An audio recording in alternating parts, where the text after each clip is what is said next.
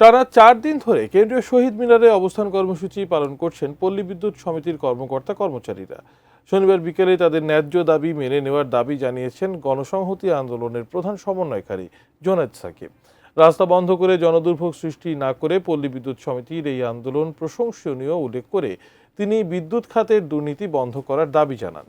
পল্লী বিদ্যুতায়ন বোর্ডের চেয়ারম্যানের পদত্যাগ, অভিন্ন চাকরি বিধি বাস্তবায়ন, দমন পীড়ন বন্ধ এবং মামলা প্রত্যাহার সহ 7 দফা দাবিতে গত বুধবার থেকে অবস্থান কর্মসূচি পালন করছেন দেশের 80টি পল্লী বিদ্যুৎ সমিতির কর্মকর্তা কর্মচারীরা। তাদের অভিযোগ, পল্লী বিদ্যুৎ সমিতির যৌক্তিক সংস্কার চাওয়ায় কর্মকর্তা কর্মচারীদের বিরুদ্ধে ঢালাওভাবে শাস্তিমূলক ব্যবস্থা নেওয়া হচ্ছে। 45,000 কর্মকর্তা কর্মচারীর দাবি বাস্তবায়ন না হওয়া পর্যন্ত আন্দোলন চালিয়ে যাওয়ার ঘোষণাও দেন তারা।